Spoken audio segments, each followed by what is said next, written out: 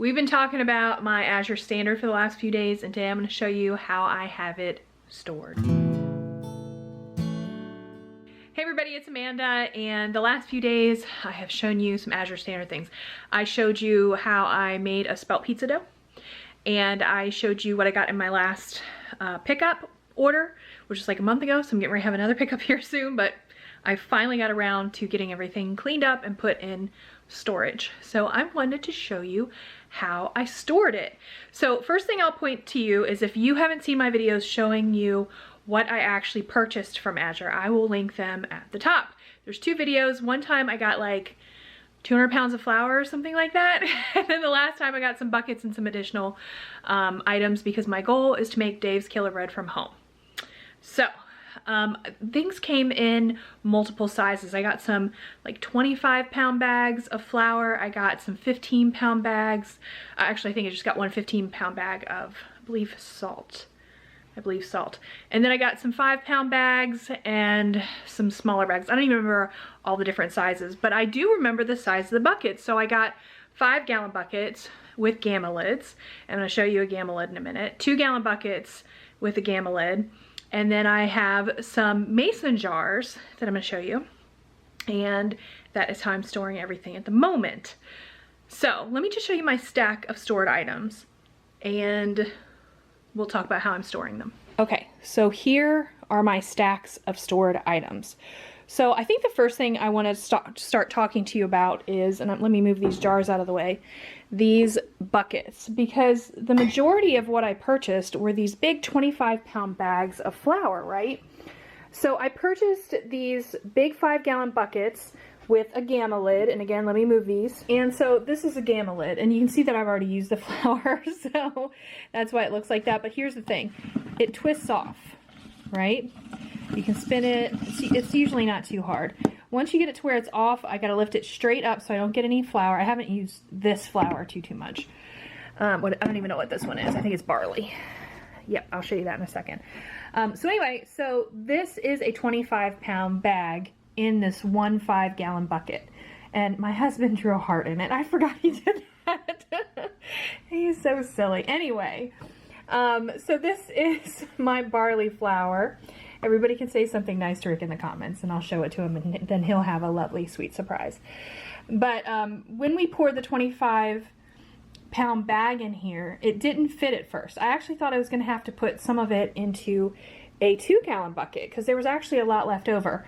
But what we ended up doing was just kind of shaking it, and we did that on our hard floors, not right here where it's kind of balanced on something.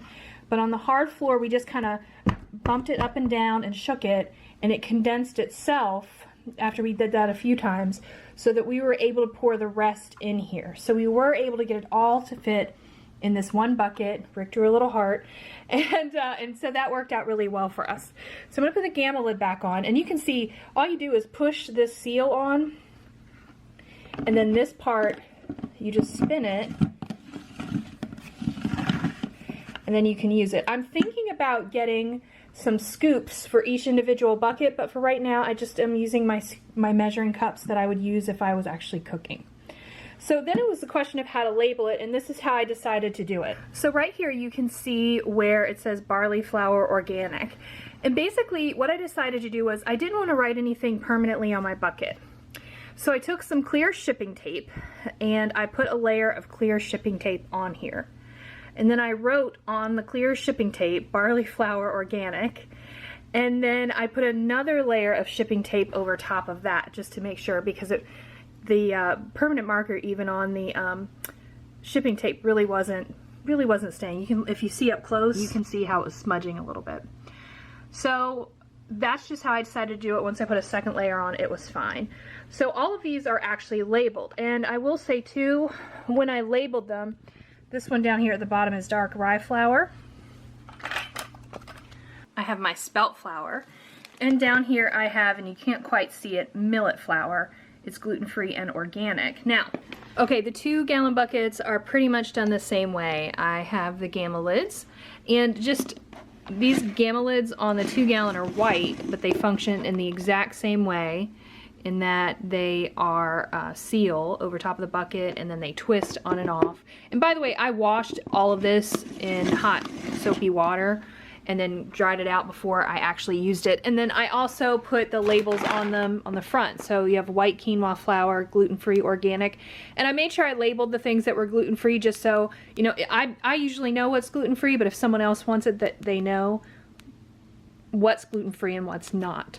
So these 2-gallon buckets held, this one right here is Himalayan pink salt, and this was a 15-pound bag. These flours, I believe, were 10-pound bags, but you watch the video and you'll know exactly what they were. But between 10 and 15 pounds went in these containers and worked just fine. So this was my next big size bag, which was a 5-pound bag of pumpkin seeds. I haven't actually put those in the containers yet, but they are going to go in these half-gallon mason jars. So I was looking online and in local stores for gallon-sized mason jars, and they did not have any. I could only find the amber half-gallon mason jars anywhere, and I actually had to go to 2 different stores. I had to go to Tractor Supply, and I got 4 of these at Tractor Supply, and then I got 2 additional ones at a Walmart. So, so we got these. I haven't filled them yet though, because what I am doing for labels is I'm using this ball dissolvable labels. These are the same ones that I used when I was organizing my spice cabinet. I'll link to that if you haven't seen that. It has 60 labels. I thought I had plenty left, but I forgot that I told Brianna that she could label her makeup containers with these labels because she thought they were cute, and so I ended up having only a couple left. So because I don't have labels yet, I haven't actually put these pumpkin seeds into these half-gallon jars. I did, on the other hand, put my smaller jars like this brown sesame seed, raw sunflower seeds, and broccoli seeds for sprouting into regular quart size mason jars that I already had on hand. And I ordered some additional dissolvable labels. In fact, I made a Walmart order just so I could get these, because these were like, for whatever reason on Amazon they were like $10, and at Walmart they're only $4, but they don't have them in stock at my store or any of the other places that I went. So I ordered them online, and you have to pay $35 worth of items to get free shipping with Walmart.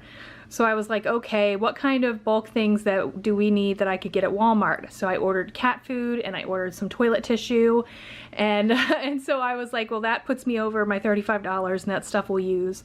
So it was a practical purchase. Everything came but the labels. I haven't gotten them yet. As soon as I get them, I will be putting these into the jars. Now, for these jars right here, and even these jars right here, can easily go in my kitchen cabinets. The buckets, however, are not easily going in my kitchen cabinets.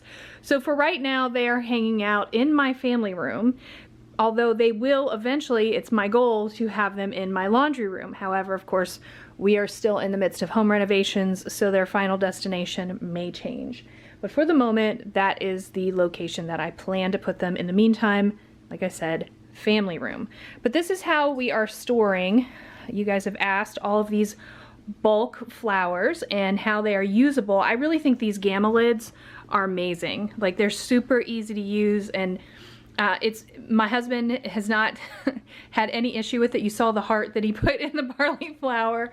So, everybody in the family has found it easy to use, and we are enjoying experimenting with things. So this is how we plan to continue to store for the moment all of these bulk items, and I will keep you posted as I get more items from Azure. Alrighty, so that is it. That is how I am storing these bulk items. Sometimes it's challenging to store bulk items, especially if I had a smaller house. I think I would find it very challenging, but thankfully we do have the room, and I'm hoping to have everything really, really super organized when we have the house together. So when we do the final walkthrough of all of the things with the house, when it's all completely done, hopefully you'll be able to see where we're putting everything and how it's getting organized. So anyway, that's it. Thank you all for hanging out with me. Come back tomorrow and we will I'll show you something. I don't know, there's all kinds of stuff going on right now, and I'm just kind of trying to get caught up on all of the things that I haven't showed you. And so I'll probably just show you something else that we've done. I haven't had a chance to show you in the last month. So anyway, all right. You all have a great day. Thank you for joining me, and I'll see you next time. Bye.